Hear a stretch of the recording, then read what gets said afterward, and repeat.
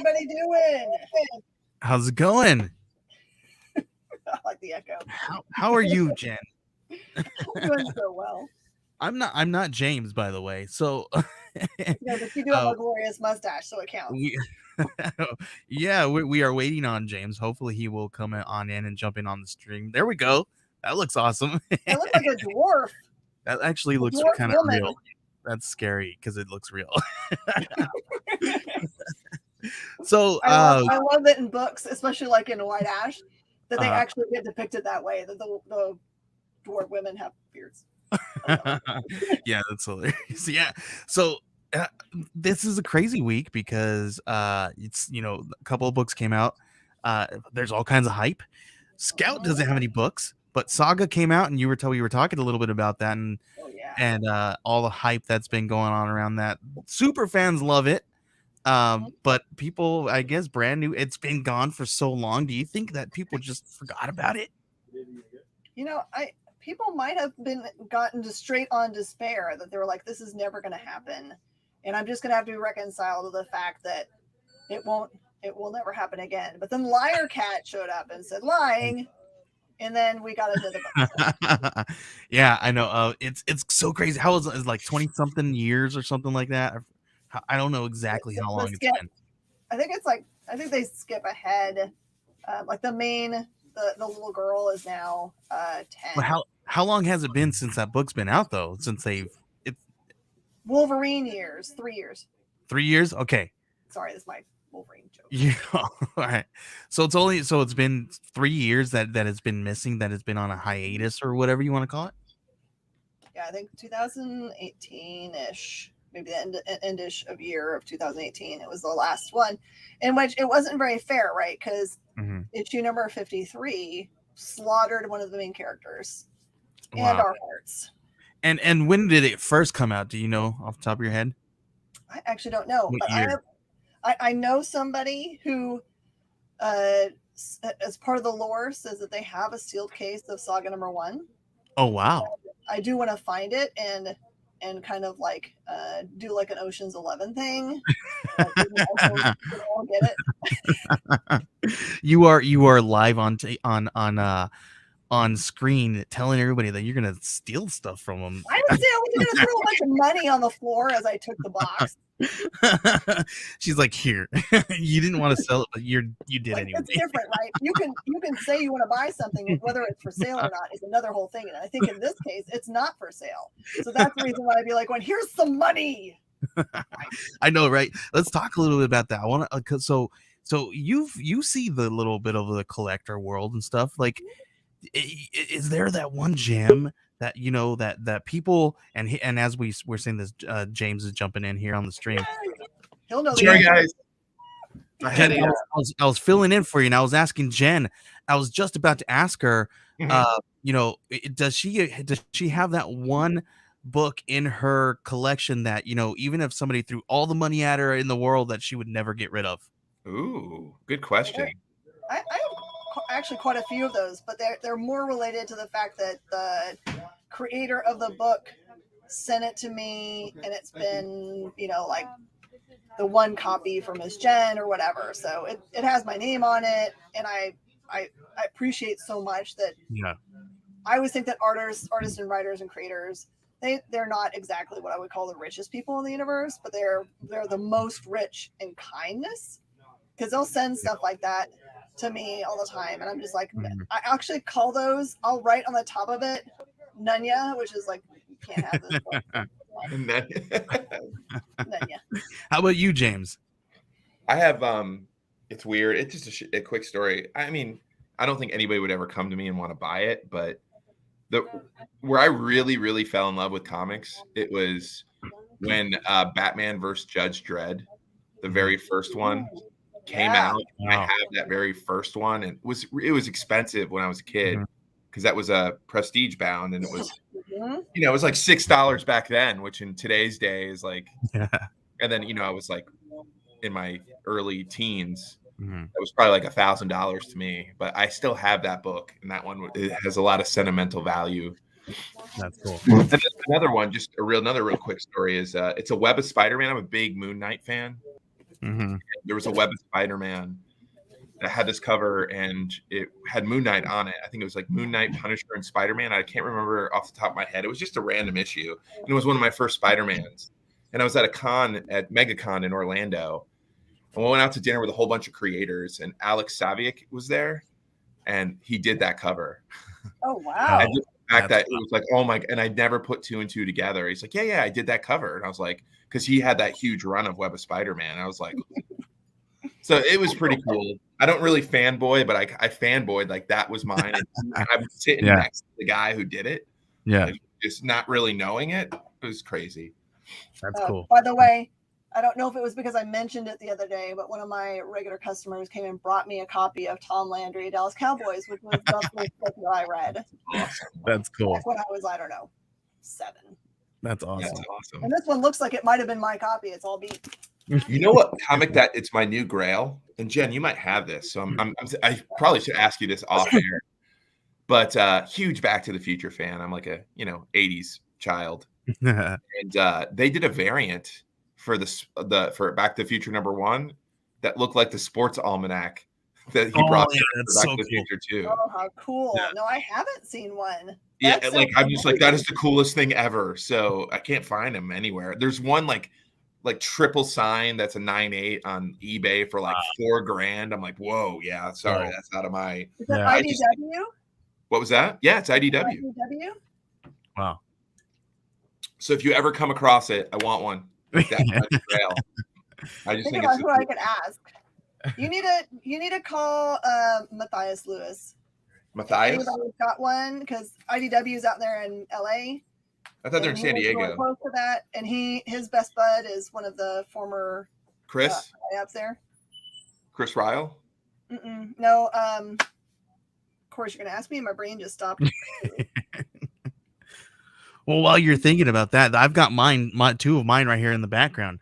I see that Secret Wars. And then over here, but what's cool about this Secret Wars is that it's the newsstand edition.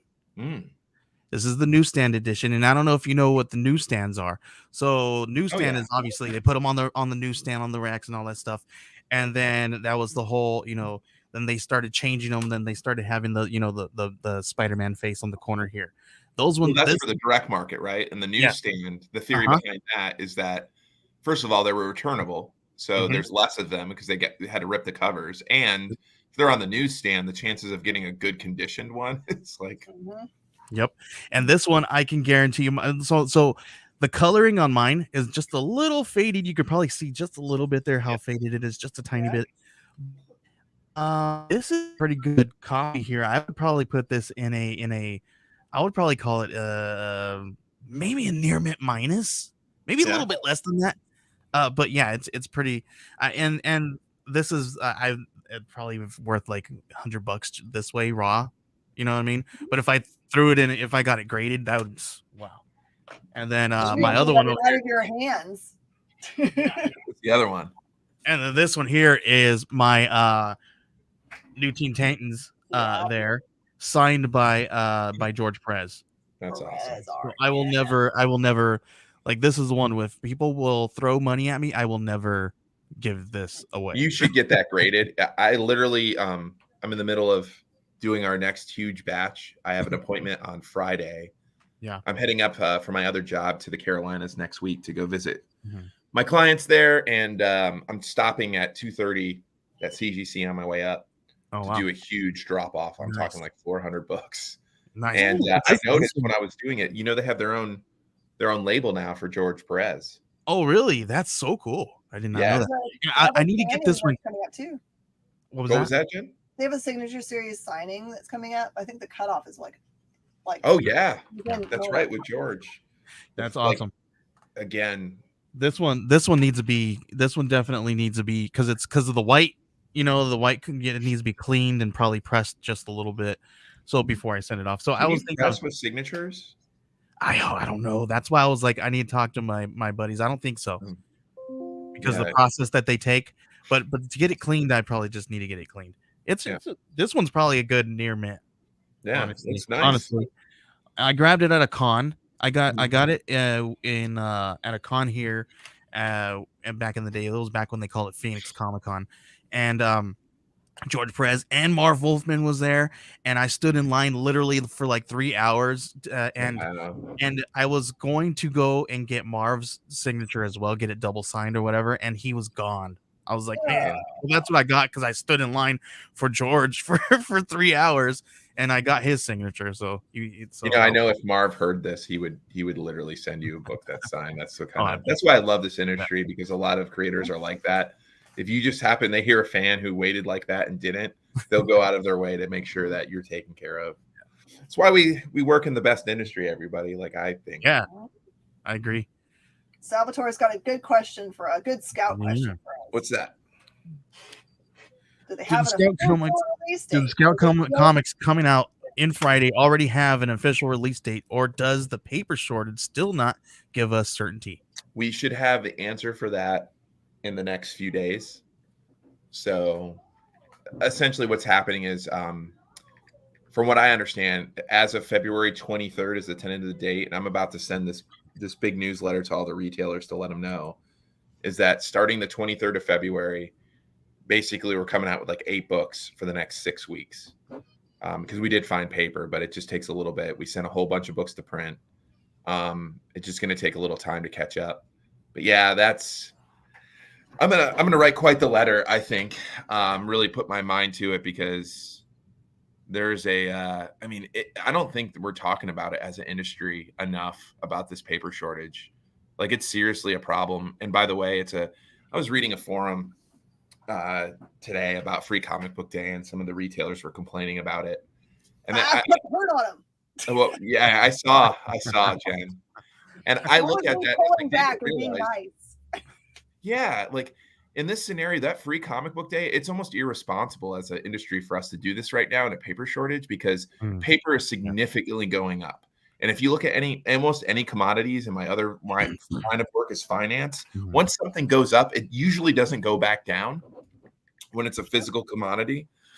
And it's a huge problem. When I say a problem, is like, a lot of paper mills aren't producing the type of paper that are printed on comics anymore, and they don't plan on revisiting that, because they're producing cardboard, which is more expensive, and then they make more money. Why? Because everything is being shipped now. It makes sense, right?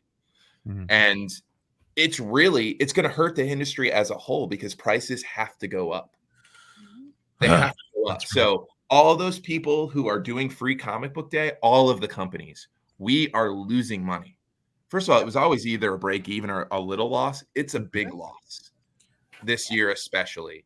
And some of the companies I know haven't been able to even get paper. So I don't know if they're all going to be coming out, quite honestly. But I think more people need to be talking about it, because it's. I wouldn't mind getting my Free Comic Book Day books digitally. And have more, availability. Like, I'm serious. Like, but you have to remember what the whole spirit of Free Comic Book Day, Joey, is to get the people in the comic store. So the digital thing, I just don't see that. That's hard right now, right? It's hard. It's a crazy world right now with all this crazy stuff. We have shortages, we have a freaking pandemic, and we have all these different variants of these things. People are sick and all this stuff, and a lot of people like me aren't going into the LCS. So there's tons of different variants of problems that are going into this. So we all have to step outside of the box at least a little bit for the time being.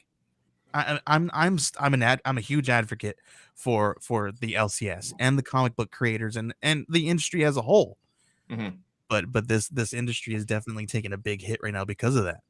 Oh, for sure. And but I have to I will say publicly, thank you to every single comic publisher out there who's taken the hit right now. Because we know, for all the retailers out there that don't have their mind wrapped around it, I fully have my mind wrapped around the fact that you guys are probably not making anywhere near to something that makes sense for an actual profit on comics right now. And you're doing it because you love comic books. Yep. And so big hearts to all you guys that are taking the hits. Yeah, it's just funny. Like a lot of this is from it took 2 years to actually hit this industry, the paper industry, because they had so much backstock. And what's crazy, I tell people too about our printer. Our printer has preferential treatment because they print ballots. So they're like the first in line. Oh, But if they don't have storage to stockpile paper, if there's no paper, it doesn't matter if you're first in line, right? You still get nothing. That's kind of what's happening. Like when it comes back, they'll be faster to come back than your other particular place. But we found weird question. Really weird question.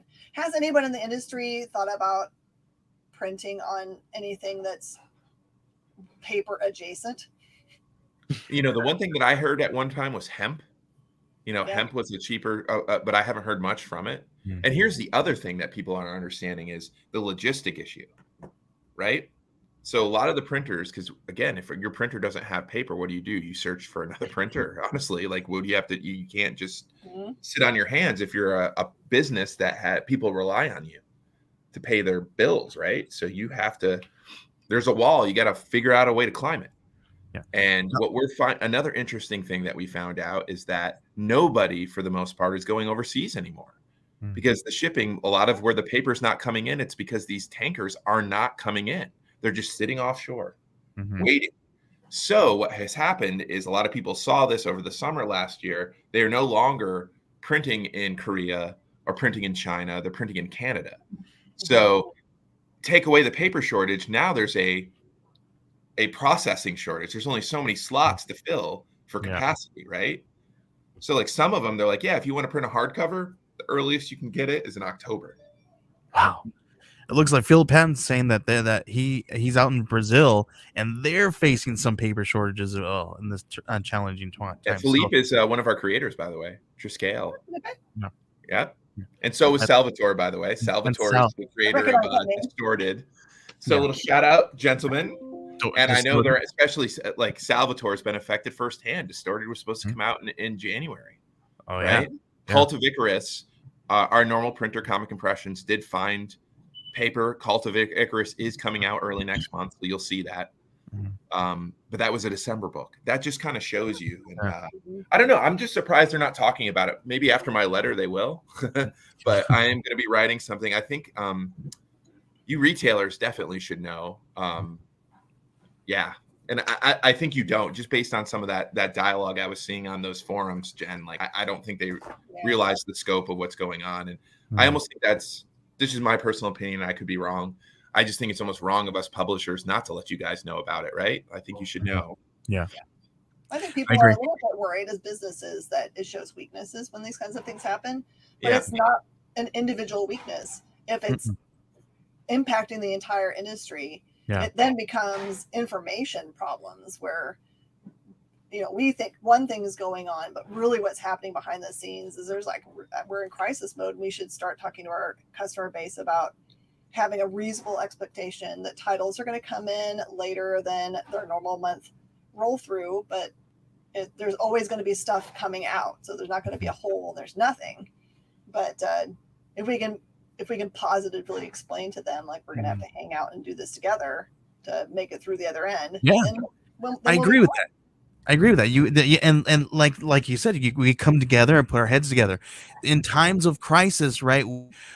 We're motivated, right? And Sal had a good question here. He says, could this situation move comics more towards digital? Have you already thought about something like that? I feel like, James, you were kind of, ahead of your time a little bit here, dealing with this situation, because comic tags, right? Yeah. We got comic tags over here with Scout Comics, where that's our cool little collectible card where you get to scratch it off and get your digital book, and you still have a something physical to collect.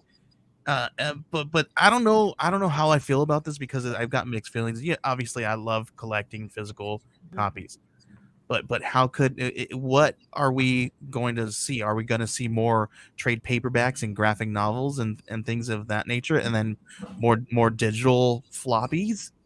I think so. Quite honestly, it's not something that I want to happen, but I think so, because it's supply demand. It's basic economics, right? And if this paper shortage, what happens? The price goes up. So the floppy that's $3.99, I'll tell you right now, before the end of the year, it's going to be like your standard comic is going to be at least $4.99 to $5.99. Wow. I mean, you've seen a lot of them, like DC especially has done it. Marvel's done it. They've done it a few years ago. And at this point, it's just like, man, at that price, you're almost better off for the graphic novel. So I can see that happening. But it's collectability. That's where digital will never replace it, because there's collectability. You have to have that collectability. And I know NFTs are popular, and that's a whole nother. We talked about that briefly, but it's just collectible. People want to have something physical. I mean, that's where comic tags kind of gave the retailer and the creators, quite honestly, a way to tap into the digital market a little bit. I've got an idea, James. I don't want to say it over the air here, because we can maybe attach it to the comic tags. We'll talk about that. Okay. I love ideas. Innovation happening right now. That's what happens when you get in a room full of like-minded individuals who have the same goal. That's where some amazing things get created. Yeah, definitely. I wouldn't doubt it. I really think that we're going to look back at this time, maybe 10 years from now. It'll probably have already happened. And we'll look at the print runs of this era, and they will be the most collectible comic books of all time. 100% agree. Because you look at the print runs, right? Like, you see New Mutants 98. Everybody wants Deadpool, not realizing that how many were printed? Millions. God, it's huge. Huge. Yeah, it's supply and demand. And when you start seeing the prices go up, people are going to order less. It's interesting, but you have to try to adapt. That's a great question, Salvatore. I don't know why they're talking so little about it. I think that's going to change. It's going to have to, because you're going to start seeing it. Yeah. I mean, yeah. The publishers are either going to have to talk about it, or the retailers are going to have to, or the retailers will be looking like they're making stuff up, right? When they say, sorry, those books, I know the release date says this on the internet, but that's not really the release date anymore. Then we're going to be looking like the fools. That's the truth. There's bars up front about what's going on, and then everyone will be like, "Oh, okay, it's fine. This is just what's happening." Just because. Yeah, what's the key? Communication, right? Communication. Salvatore and I had that same exact conversation, actually. Jen, me and Salvatore were talking about this. We were because he had the same thing. He's pushing out his book, and he's like, "Oh, it's not. Sorry, we can't. We got to pull that back." But even that, like, it's different, because retailers were spoiled in a sense to all the bad things about having a company that's essentially a monopoly like Diamond. You knew your release date, right? It was consistent. But now you have multiple different distributors. It's like shipping is different. I think it was funny. We were one of the first who had Lunar and Diamond, and Lunar is closer to us in Florida, our printer in Florida, than Diamond, their location in Plattsburgh. One of them was like I think they're in Indiana, and then the other one's in New York. So they set at the exact same time, but the different route that they took, they got stuck in Atlanta because of a snowstorm. I think it was like at the beginning in March, or some kind of terrible weather. And Diamond went first. Like, you just can't control it, because there's all these other aspects. So especially with Marvel going to Penguin, I think the standard release date is just, you take away the paper shortage. I just think it's never going to be the same that it used to be, quite honestly. So I think the one thing that's really going to change, because you're talking about release dates, right? Yeah. And I think that for a little while, there was this window of time when pandemic started where all the shops said that very loudly that no one should sell comic books if we can't all be selling comic books on the same day, that everyone should hold on to their books and not selling them. And I don't hear that language anymore. I think people have realized that, like, if it's in your hands, you should sell the thing. Yeah. Because the customers don't want to. You're punishing the customers if you have it in your hand and you're saying, I can't sell this to you because someone in Ohio, they're in a storm and they can't sell the book right now.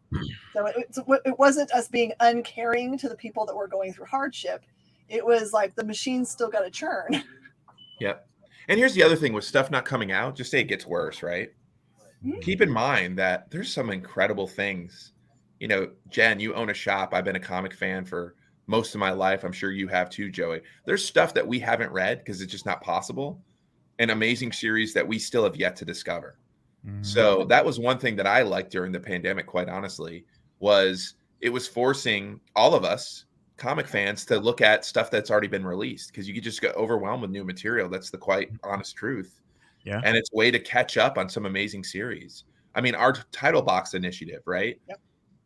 there's amazing Scout series that a lot of people don't know about because they didn't know about us because we were so much smaller even 4 years ago. Like I talk about Heavenly Blues all the time. Have you read Heavenly Blues, Jen? I love Heavenly Blue. It's amazing. Have you read it, Joey? I've not. I've got copies of it. I don't. All right, I you need haven't to read read that ASAP. Bruno Hidalgo, his art style is incredible. That's a hint. Ben Cohen, yes, that is a hint. And yeah, and I mean, it's that's a hint. Oh my God. yes. Ocean's 11 meets Dante's Inferno. All these like different like criminals from all different time periods get convinced by an angel to rob heaven in order to escape from hell. Does that not sound fun? Like Yeah, so that's crazy.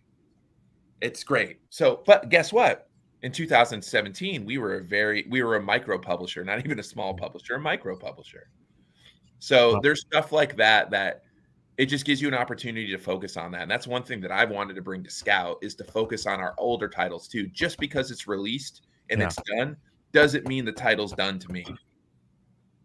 That's it. It's just the starting point, not the finishing line. That's my opinion. Sorry. I think what I did that was the most successful during kind of like hard shutdown that my customers appreciated was I did what now is become trade paperback theater, where I would sit on the floor for all of the super indies section that we have, and I just pulled them out one at a time, turned the book over, and then dramatically read the trade dress on the back.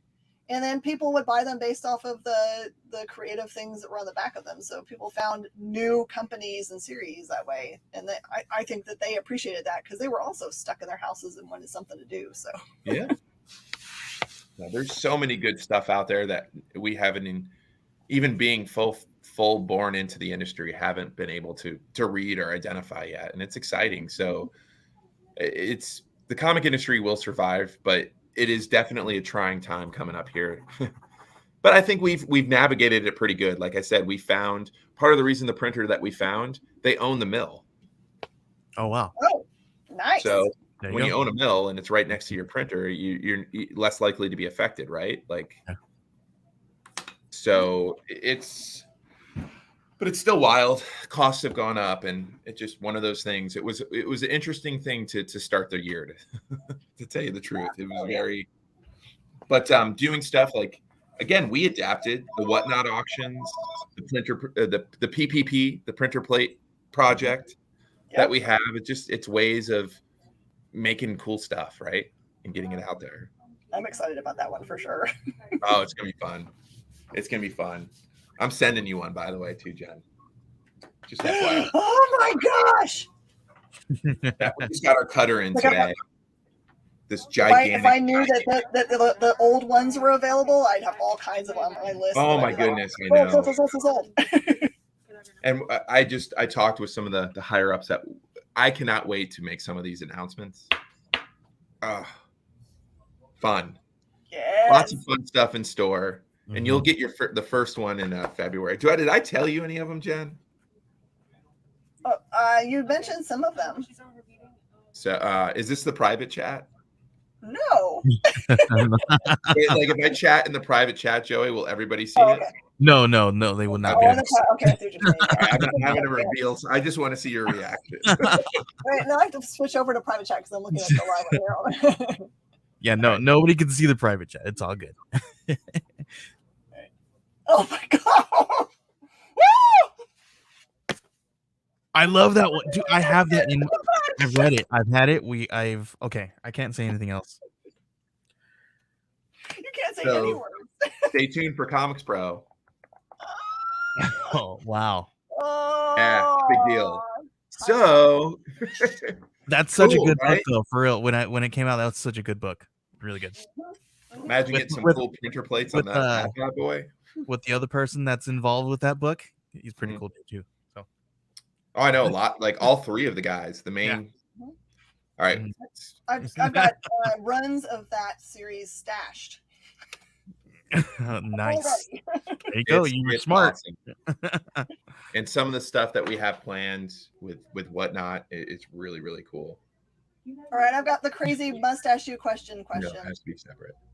Hold on one second. I'm sorry, that scared me. No, it's separate. It has to be handwritten on this thing. Yeah, we're good. Sorry. Business. What were you saying All now? right, all right, I'm going to give you the mustache question for you. Okay. guys. Oh yeah, we got to. Go ahead.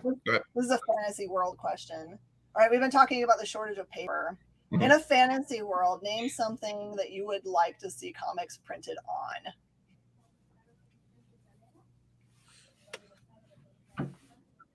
Ooh, Printed on. That's a good one. That's a good one. chocolate.